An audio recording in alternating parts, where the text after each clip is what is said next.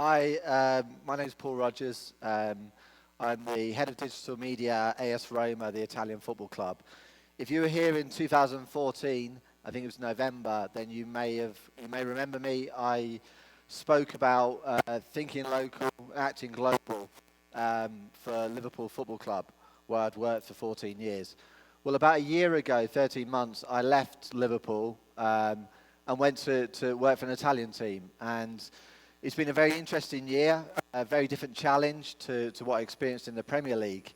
But what I'm going to do today, rather than just talk about what we did and maybe some of our achievements, I'm actually going to try and talk about what we learned, because I think that will actually be more helpful and may resonate a bit more with people in this room, because I think most of us all face similar types of challenges. So a year ago, last January, when I arrived at Roma, Roma were a football club who were doing some quite cool stuff. Digitally, they were doing stuff with the manager wearing Google Glass. They were doing Google Hangouts, but there were a lot of stunts. It was like one-offs, and when you went back to what they were doing, or, on a day-to-day basis, I think it was particularly lacking. I think on the screen you can see we had a very old website which was very outdated, not user-friendly at all. We didn't have much fan engagement. There was a very corporate tone to the type of content we did, and it was a very scattergun approach to social media, just like basically throw everything out onto every single platform. Now, there was a big desire, to change that and change how we sort of operated, and that was really driven by the owner, Jim Pallotta. He's a visionary. He's also very supportive of doing things differently. He doesn't just sort of expect us to do it. He demands us to look at things differently and challenge ourselves. And I think I pulled out this quote because it almost acts like a mission statement for what we wanted to do. And I highlighted the word platform because, as you'll see, in what I talk about today, that's how he sort of sees it. So the first thing we sort of learn, I think, is that content alone is no longer king. I think fans are. It used to be a case that a football club or a sports team could just put out content and that was good enough. And now I think the choice that fans have and what they demand from sports teams and from their content is far greater than we've ever seen before. It used to be a case that if what you delivered as a club or a sports team wasn't that great, you could probably rest assured that, well, what could a fan do? They weren't going to go and support a different team because they had a better website or a better Facebook account. But now I think the competition is far bigger.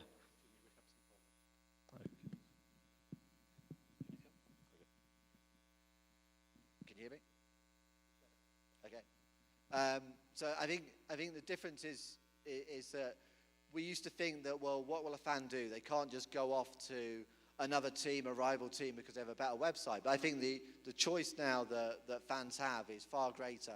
That may come from other fans who've set up their own accounts or their own websites or podcasts. It might come from the general sports media. It might come from the news media. So I think clubs can't be arrogant enough to think that if they don't deliver a perfect service or a brilliant service, that fans will stay with them. And also when fans look at what football clubs do or what soccer teams or any other sports organisations, they don't just compare them against other sports teams. They now look at, okay, you've got a video platform, well, let's compare it to Netflix, or you've got an e-commerce store, so let's compare it to Amazon. People take their experience from across the web and expect that elsewhere. So when we came to looking at, okay, we're going to build out a new platform, then we put fans front and centre of what we did. We actually went on to Reddit, which I think is one of the places where brands, have a very difficult time and most shy away from going anywhere near Reddit because they can be killed very quickly. I think we went there because it was the most challenging place to go. I think it was the most authentic place to go. And we were very honest and open about what we were looking to do. So we basically said, listen, we're going to try and build out a new platform for Roma. We want your help. If you can help us, that would be great. If you don't want to help us, then that's fine. We understand that as well. We understood that we were going into someone else's territory. And I think that's a different approach to the sort of focus group approach that most football clubs and most sports teams and most people about to build a new website look at. They get people into their domain in a focus group, And then I think people behave very differently. On Reddit, there was no filter. So, and we asked fans, even other sports, other teams' fans got involved. We asked them about their navigation. We asked them about the content that they would like. We asked them about design elements. So we took all of this, and I think we basically crowdsourced our new platform. So, we still brought ideas to the table, but we tried to adapt to what people were actually asking. In terms of, the most important thing for us was invest in our own platform. I think lots and lots of sports teams, and it amazes me, football teams in particular, throw everything onto social media and almost neglect the one platform that they own, which is their own. That's the only platform that they can really control 100%. Social media is fantastic. We all use it. It's a great way of engaging with our fans. But I think someone says a longer time ago that it's very dangerous to build your house on someone else's property, and I think that still rings true. As much as we embrace social media, I think that we shouldn't lose sight of our own platforms and making sure that we're running them in the best way possible, because things can change very fast on social media. I remember when Facebook first came out, and it was a case of, okay, you need Facebook fans, so drive all your fans to Facebook to get the numbers up. And then Facebook was saying, well, you need to give us, advertise on your platforms to get people over there to go onto Facebook. And then when they were on Facebook and we drove millions of fans onto that platform, then Facebook said, well, you need to then give us the best content, because the fans want the best content and your rivals are giving them the best content. So then we put the best content on there. And then they say, we've changed the algorithm, and now you can't reach the fans that you drove here. And now if you want to reach those fans, then now you might have to pay. Otherwise, you're only reaching a very small percentage. So that's not to put a downer on social media, but that's just to be aware that you need to look after your own platform as well. In terms of prioritizing platforms, unless you're, the New York Times or you're Coca-Cola, then maybe you have to look at prioritizing, because you haven't got all the resources. We'd all like to be on every platform every day doing lots of great things. But in some cases, and I'll speak honestly for Roma, we just simply haven't got the resources to deliver a brilliant service on every single platform. So we have to prioritize. In 2005, I was at the Champions League covering the game for Liverpool Football Club. And we didn't really need to prioritize them. We had a website and we had SMS messages.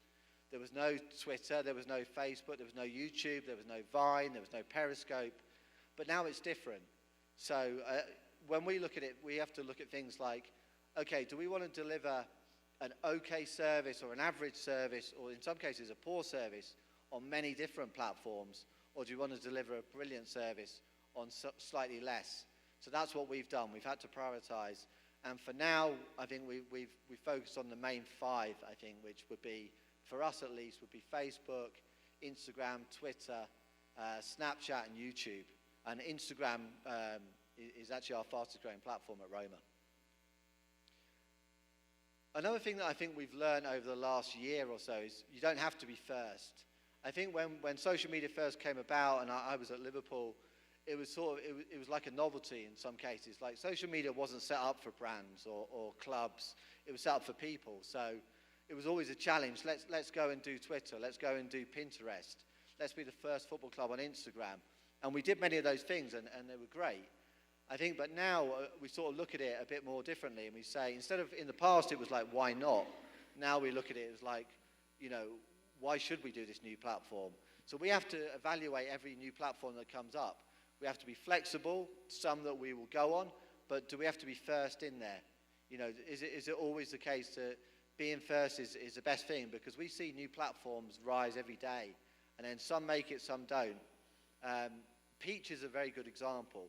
The Peach app came out, I think it was a couple of months ago, and I looked at it and thought, this is quite interesting. It was being used by a lot of young people. And on the Friday, I think it was #1 on the Apple iTunes apps. And then lots of brands sort of jumped on it. Roma didn't. We decided, look, we'd leave it, we'd see how it worked out. But what happened was, brands did try and get on there first, and then they were all over it before it even had a chance to grow.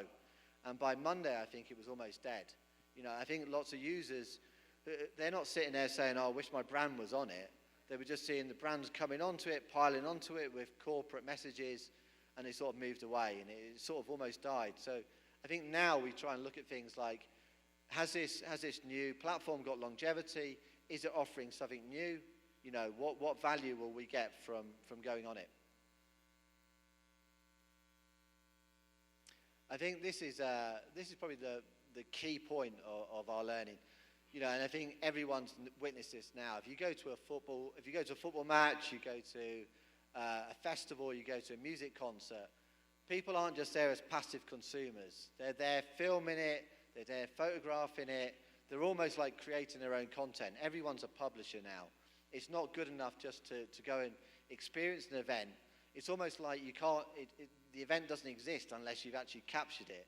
You see people filming stuff to preserve it before they've even sort of experienced it themselves, which I think is slightly sad, but now we live in a world where people are just creating their own content. And the reason they probably do that is because they don't see the content that they want out there. So what they want is authentic, they want it real, and if you don't deliver it, then they'll just publish it themselves. So we looked at it and said, okay, well, how do we involve our fans more? You know, lots of people say that they're interested in UGC, but I think we wanted to try and put it front and center. So we've involved fans, and we haven't just put them like, here's a UGC center or area of our website tucked away. We've actually made it an integral part of what we do. So we've got graphic design, some of our logos that we use are on the website, being created by fans. We've actually got an advertising campaign for our season tickets that was actually created as part of a fan competition. We have art, we have photography, we have columnists, and what we try and do is involve them. And that's where we use Reddit in a good way and lots of forums to try and bring those fans in.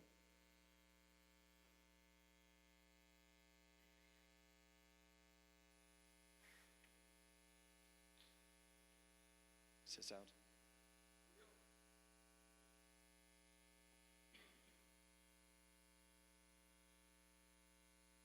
I think we've lost audio here.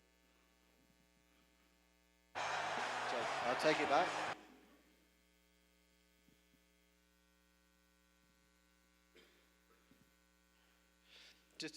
Just before I play this video, what we did here was we've created a video network with a company called Make a Studio, because we've seen some fantastic results from user-generated videos, and the quality, you know, is great. And we're actually seeing videos that are being created by fans and users, particularly around gaming, that are drawing about 500,000 views per video. So let me just show you this video about this network we've set up.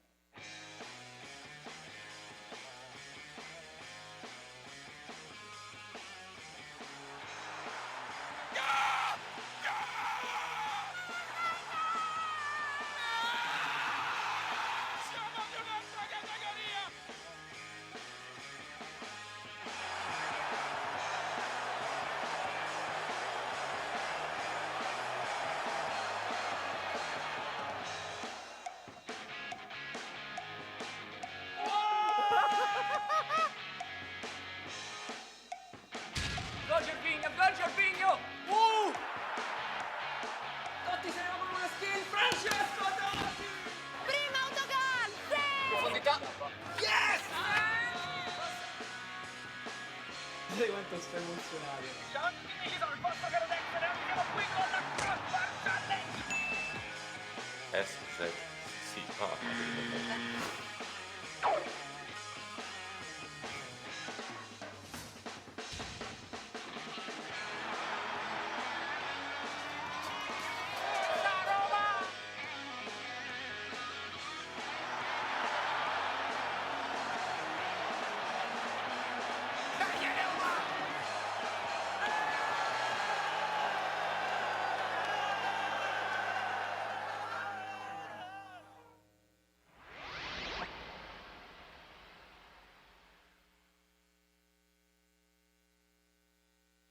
Now, one thing I'd say, probably of all the things I probably talk about today, if you take one thing away, it might be this. You know, don't copy the competition. You know, they could be wrong. I think it's very easy to read about experts, and they all tell us, and people who stand up on stage, like what I'm doing actually now, and telling you what you should do and what you shouldn't do. I think no one, myself included, knows your audience better than you. No one knows what works for the people you're trying to reach better than yourselves. And why copy what someone else is doing anyway? We always hear like, okay, people are too lazy to read, so snackable content.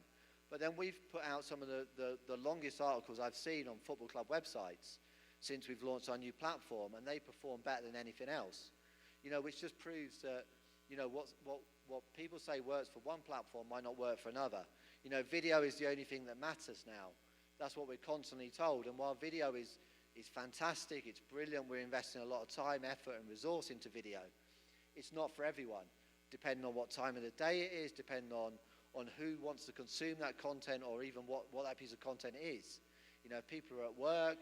We're also looking at different countries around the world where video streaming on mobiles is not fantastic. So, don't put all your eggs into one basket is how I'd look at it.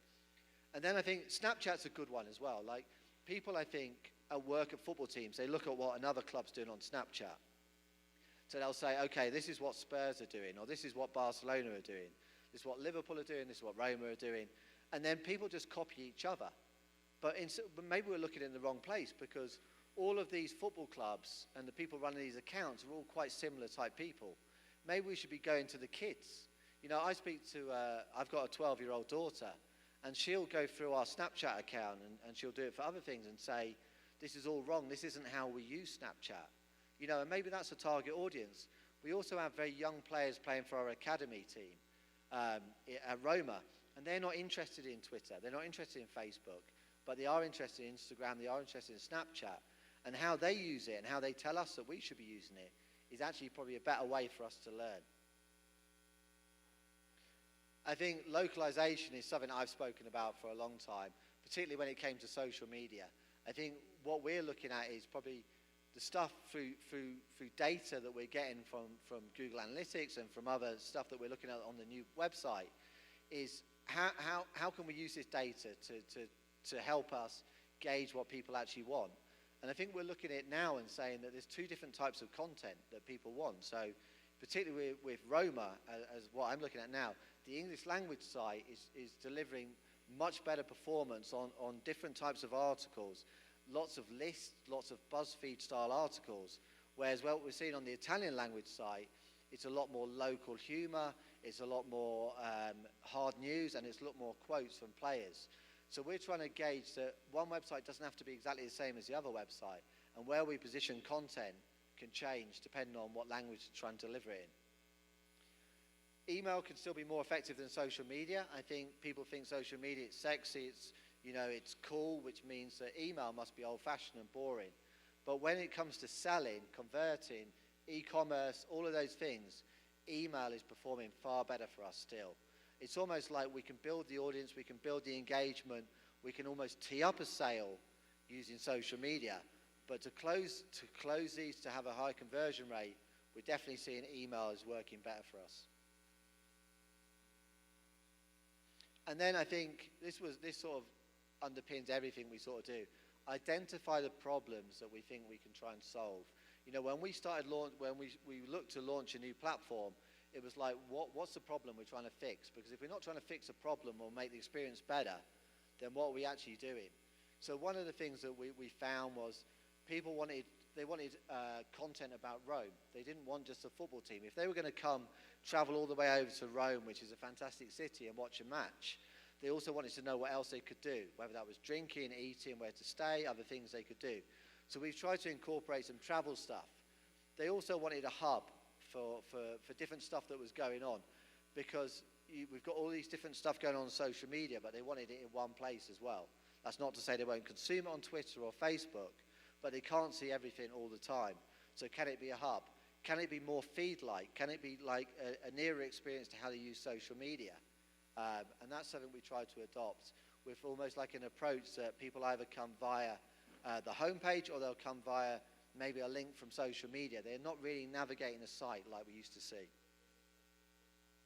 And then finally, we've had some great success over the last year, but we haven't found a magic formula. And I think there's no substitute for hard work. That's what we found. It is hard work, and the people who put in the hardest work, I think, and really put the effort in, they give up your nights, they give up your weekends, I think they're the ones who prosper. So unfortunately, we don't have a magic formula, but working hard is actually showing some good results. And that's it. Thank you very much.